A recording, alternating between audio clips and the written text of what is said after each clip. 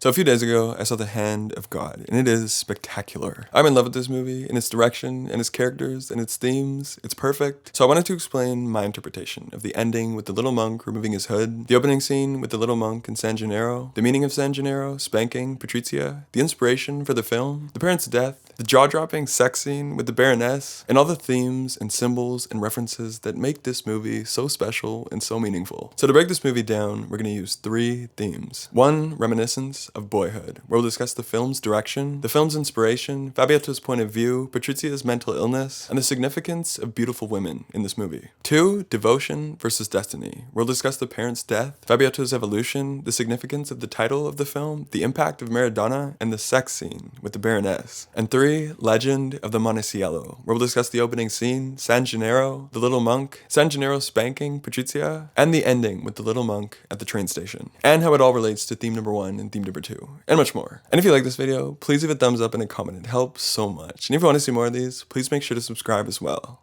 Let's get started.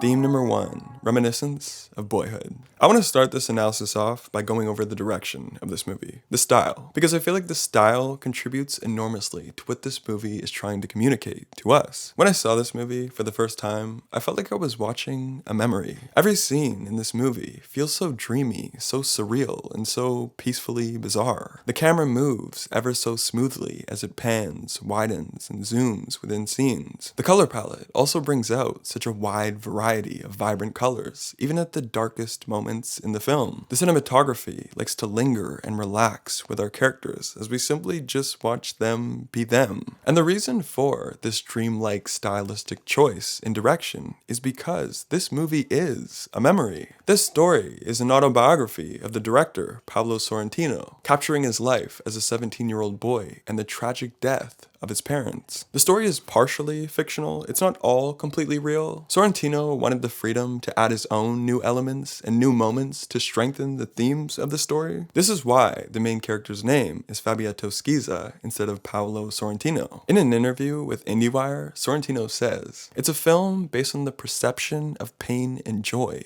of a boy, and it's narrated through the eyes of the grown-up man he's become. That is to say, me. This is why it all feels so dreamy and reminiscent. The tone of the movie follows Sorrentino's memory of his teen perspective. Prior to his parents' death, everything is beautiful, fun, and every character has this warm glow to their personality. And after his parents' death, the film gets so much quieter, slower, colder, drearier, and so much more lonely. And this reminiscent style of filmmaking explains why many of the characters seem like exaggerated versions of themselves. They all embrace their most memorable traits that you would remember of them 30 years later. Alfredo respects and believes in Maradona almost to the point of worship and self-sacrifice. Signore Gentile always remains separated from and looking down upon the rest of the family at every gathering. And Fabietto's sister is absent from every family scene because she is literally in the bathroom every single time. Another embellished character is Patrizia, who is a very important character for this film. Patrizia's body is very voluptuous, and she has multiple nude moments, which captures what it was that drew Fabietto towards her sexually through his sex-driven teenage boy perspective. She also has many lines in the first half of this movie that give us hints that she's flirting with Fabietto or feeling some sort of attraction to him, but I believe the purpose of these flirty, seductive moments is to capture how Fabietto felt when speaking to her. It was this desperate, hopeful, sexually skewed perspective of a teenage boy who is attracted to an older woman who realistically is not attracted to him at all. He's just infatuated to the point of almost hypnosis, which is normal for a teenage boy.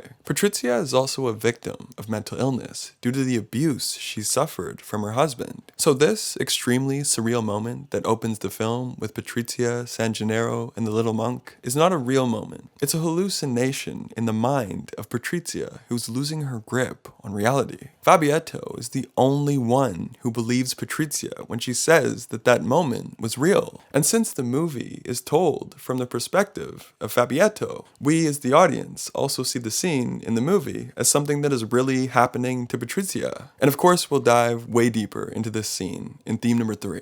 The concept of Fabietto's sex-driven teenage point of view that we see this movie through is further enhanced by how every beautiful woman is highlighted throughout this movie. These glamorous and conventionally attractive women have very little to contribute to the story, but they are always captured in slow motion shots and close-ups as they are given a very generous amount of screen time. Fabietto's facial expressions in the presence of these women capture perfectly why the movie is portraying these women in this way. And the scene, in my opinion, that is the biggest embodiment of how you would remember a moment 30 years later is when the entire street literally freezes when Fabietto sees in person his lifelong idol, Diego Maradona. Theme number 2, devotion versus destiny.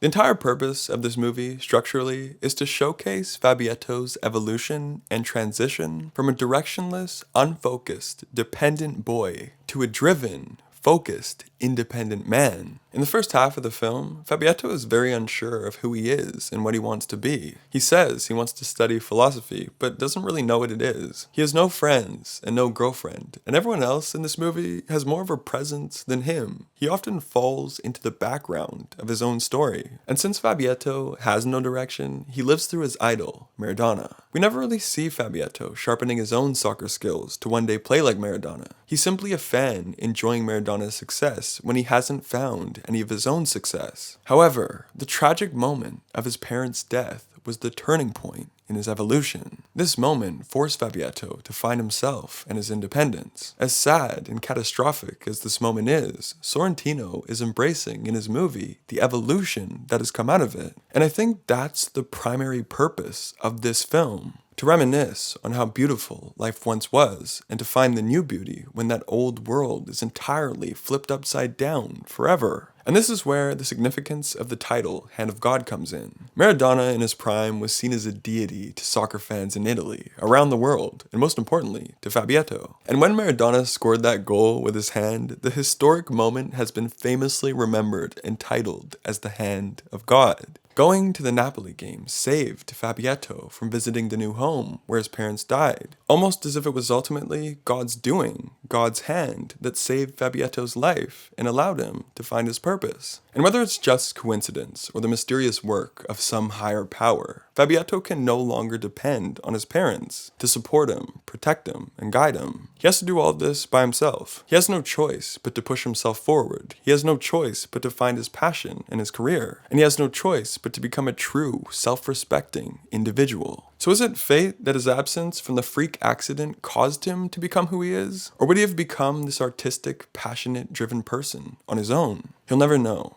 None of us will ever know. All we can do in life is do our best pursuing what makes us happy. And I think that's one of the most pivotal messages in this movie, which is why we get the opening quote from Maradona at the very beginning of the film. I did what I could. I don't think I did so badly. And this is exactly what Fabietto learns to do. While his brother decides to enjoy what he has in the moment, which works well for him, Fabietto decides to push himself in pursuing his passions and dreams. And when it comes to romantic relationships, the Baroness decided that Fabietto needed a push forward from someone else. A push forward to gain the courage to pursue a romantic relationship and eventually start his own family, having lost much of his current one. The Baroness gives Fabietto this push forward by helping him lose his virginity. And while her methods are pretty eye-opening and drawn out and discomforting to watch, the Baroness has the most sincere intentions in helping Fabietto confidently find love, find direction, and ultimately find himself. Theme number 3, Legend of the Monticello.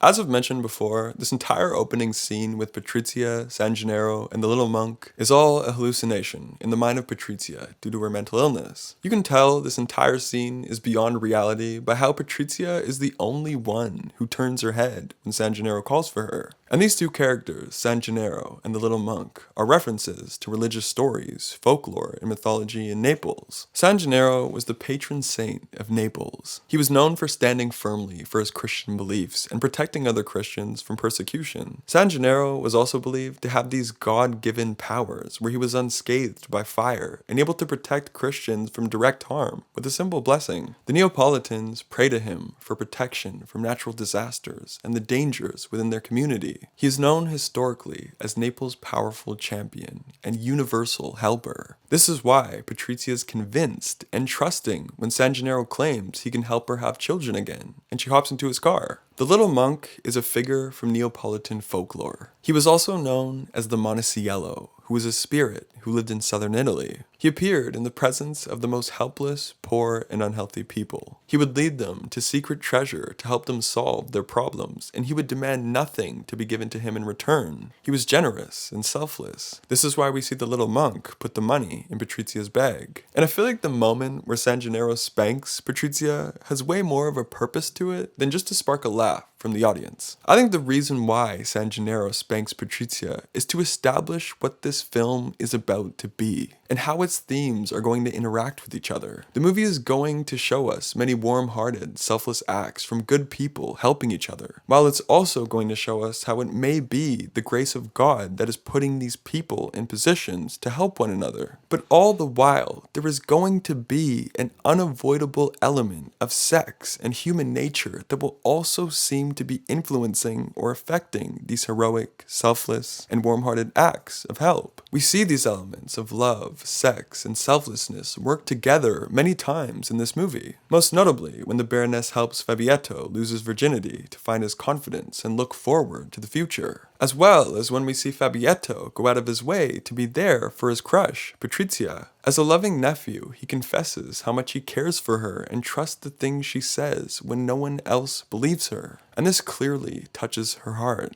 So in the final scene of the movie, when Fabietto boards the train to search deeper into who he is, we see a little monk at one of the stations. The little monk removes his hood, and to me, this seems to be a younger version of Maradona. Maradona has been an inspiring figure in Sorrentino's life for him to find hope and to learn about perseverance. He was a symbol that was there for Sorrentino at his most desperate moments, just like the Monticello in the legends. And personally, I also believe this boy also embodies a younger version of Fabietto. Just like the little monk, Fabietto has become the selfless, generous, and independent figure in his own life to create blessings for not only him, but the family and friends he will remember forever. Alright, that's my analysis. Subscribe for weekly videos and please send me recommendations. And please, let me know your thoughts on The Hand of God because I think this movie is so special. I hope to see you again and thank you so much for watching. See you later.